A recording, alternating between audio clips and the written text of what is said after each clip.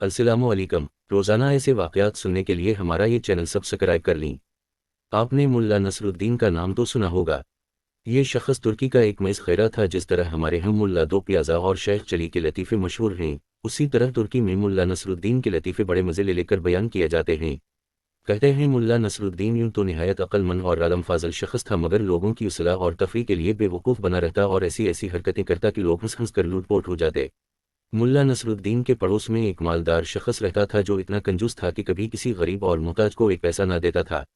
ملا نے کئی مرتبہ اسے سمجھایا کہ خدا نے تمہیں دولت عطا کی ہے، اسے غریب اور مفلس لوگوں پر خرچ کیا کرو، لیکن اس نے ملا کی کوئی نصیحت نہ سنی۔ آخر ملا نصر الدین نے اسے سزا دینے کے لیے ایک ترکیب سوچی۔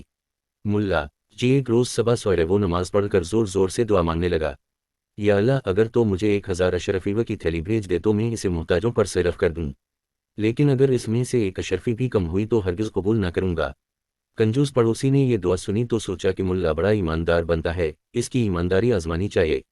یہ سوچ کر اس نے تھیلی میں 999 اشرفیاں بھرے اور اس وقت جبکہ ملا نصر الدین دعا مانگ رہا تھا، اشرفیوں سے بھری ہوئی تھیلی اس کے صحن میں پھینک دی۔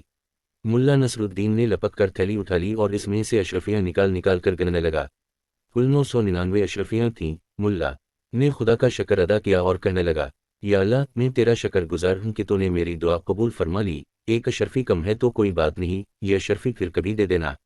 پڑوسی نے جب ملا نصر الدین کے یہ الفاظ سنے تو سخت پریشان ہوا اور دل میں کہنے لگا کہ یہ ملا تو بہت چالاک ہے، اس نے دھوکے سے میری اشرفیاں ہتھیا لیں۔ وہ بھاگا ملا کے پاس آیا اور کہنے لگا، تم بہت بے ایمان شخص ہو، لاؤ میری اشرفیاں واپس کرو۔ تم نے تو کہا تھا کہ 1000 میں سے ایک اشرفی بھی کم ہوئی تو واپس کر دوں گا، لیکن اب تم 999 اشرفیاں قبول کرنے پر تیار ہو۔ ملا نصر الدین غصے سے کہنے لگا، تم کون ہوتے ہو مجھ سے اشرفیاں مانگنے والے؟ یہ تو میرے خدا نے مجھے بھیجی ہیں، جاؤ اپنا کام کرو۔ پڑوسی سیدھا قاضی کی عدالت میں گیا اور ملا کے خلاف مقدمہ دائر کر دیا۔ قاضی صاحب نے پڑوسی کو کم دیا کہ ملا نصر الدین کو بلا لاؤ، ہم ابھی فیصلہ کر دیں گے۔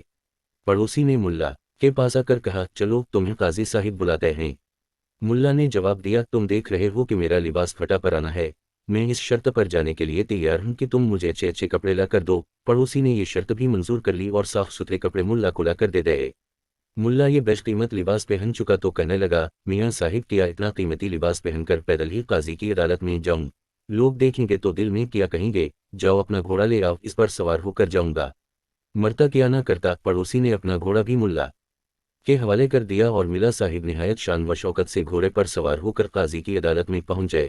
مقدمہ پیش ہوا۔ قاضی صاحب نے دونوں کو غور سے دیکھا، ملا نصر الدین کا قیمتی لباس اور سواری کا گھوڑا بھی انہوں نے دیکھا اور اس شخص کا لباس بھی، اور یہ بھی محسوس کیا کہ وہ پیدل آیا ہے۔ پڑوسی نے جب سارا قصہ سنایا تو قاضی صاحب نے ملا نصر الدین سے پوچھا، ملا صاحب تم اس کے الزام کا کیا جواب دیتے ہو؟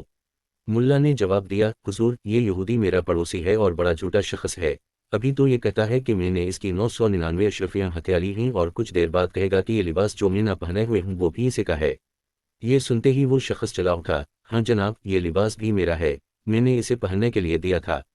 ملا نے کہا، سن لیا آپ نے، یہ لباس بھی اس کا ہو گیا اور ابھی دیکھیے یہ کہہ دے گا کہ گھوڑا بھی اسی کا ہے۔ وہ شخص غصے سے چیخ اٹھا، ہاں حضور یہ گھوڑا بھی میرا ہی ہے، ملا نے مجھ سے سواری کے لیے مانگا تھا۔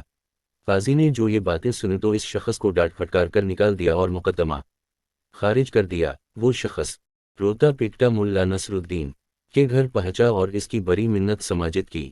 ملا نے اس شرط پر اس کی اشرفیاں، لباس اور گھوڑا واپس کیا کہ وہ آدھی اشرفیاں غریبوں میں بانٹ دے گا اور آئندہ بھی نادار لوگوں کی مدد کرتا رہے گا۔